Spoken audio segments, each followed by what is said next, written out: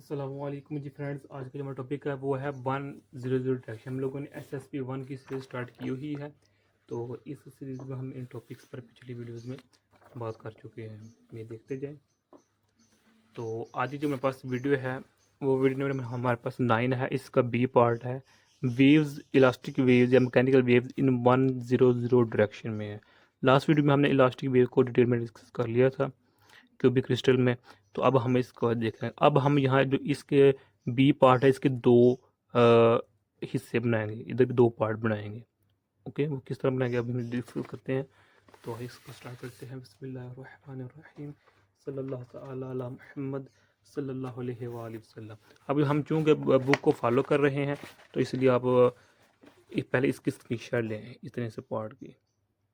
Okay, तो अब यहाँ देखें क्या है। ये मेरे पास लिखी हुई है कि लॉन्गिट्यूडनल वेव का हमने इस पार्ट लिखा हुआ है, इक्वेशन लिखी हुई है, वेव की इक्वेशन हमने लिखी हुई है। एक्चुअली क्या है हमारे पास कि जो मेरे पास 100 डायरेक्शन में जो इलास्टिक वेव है या मैकेनिकल वेव है इसके दो पार्ट हैं।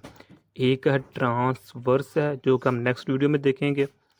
ओके, और अब जो सेकंड पार्ट है वो हमारे पास लॉन्गिट्यूडनल है। ओके, लॉन्गिट्यूडिनल हमारे पास वेव है।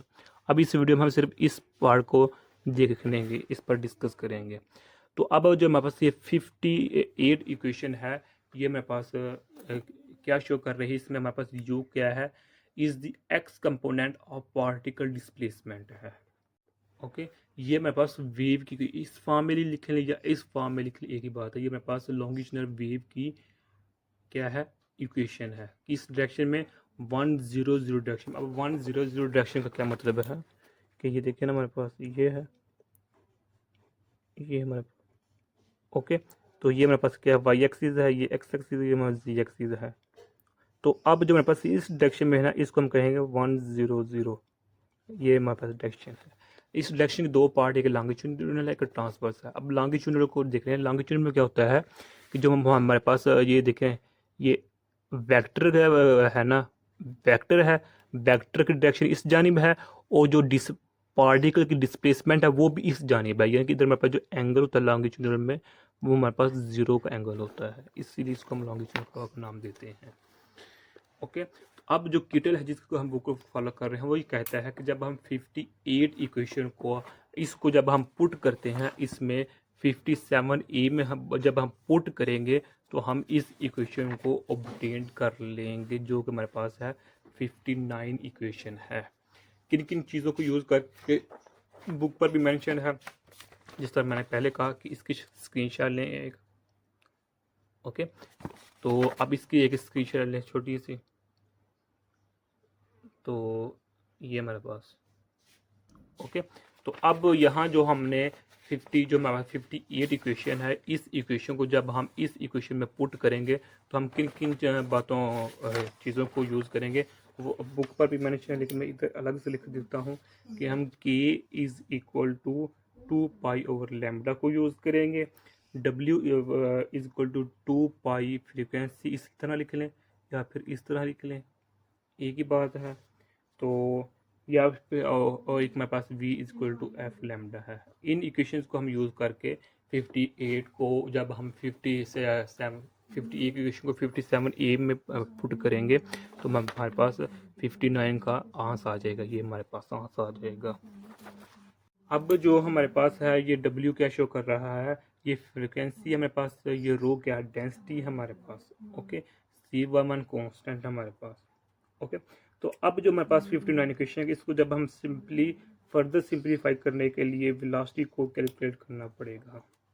ओके, वेलोसिटी इंपॉर्टेंट है कि जिस डायरेक्शन में हम या वेक्टर यानी कि जा रहे हैं उस डायरेक्शन में जो वेलोसिटी है वो इम्पोर्टेंट है। तो अब क्या है कि पहले मैं थोड़ी सी थ्योरी बता देता हूँ अपनी वर्डिंग में, फिर हम इसकी जो अगरचे बुक पर डायरेक्ट आंसर लिखे इसको हम ड्राइव करने की कोशिश करते हैं। क्या है कि एक्चुअली हम वेव प्रोपगेशन देखना चाह रहे हैं इन क्रिस्टल इन मटेरियल। ओके, कि हम क्यूबिक क्रिस्टल में इलास्टिक वेव की प्रोपगेशन को देखना चाह रहे हैं in the direction of 100। Okay, तो ये हमारा अब मोटिव है। और यहाँ अब हम वेव देखना चाह रहे हैं 100 डायरेक्शन में।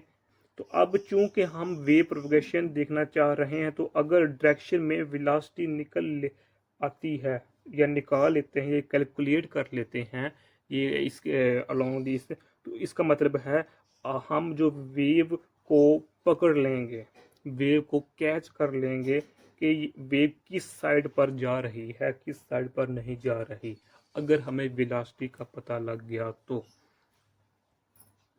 तो अब जो हमारे पास इधर वेलोसिटी है उसको हमने वी एस से डिनोट किया हुआ है, और इसने डायरेक्ट आंसर लिखा हुआ है ये वाला। ओके, तो जो ये वी एस है, वेलोसिटी ऑफ वेव है किसमें, 100 डायरेक्शन में। अभी ये एक्स के लिहाज से हमने लिया है। इसी तरह अगर हम वाई के लिहाज से लेंगे तो मेरे पास ये फॉर्म आएगी, तो ये वाली और ये वाली। तो अगर हम ये वाली और जी के लिहाज से लेंगे तो उसका भी अपनी इक्वेशंस होंगी।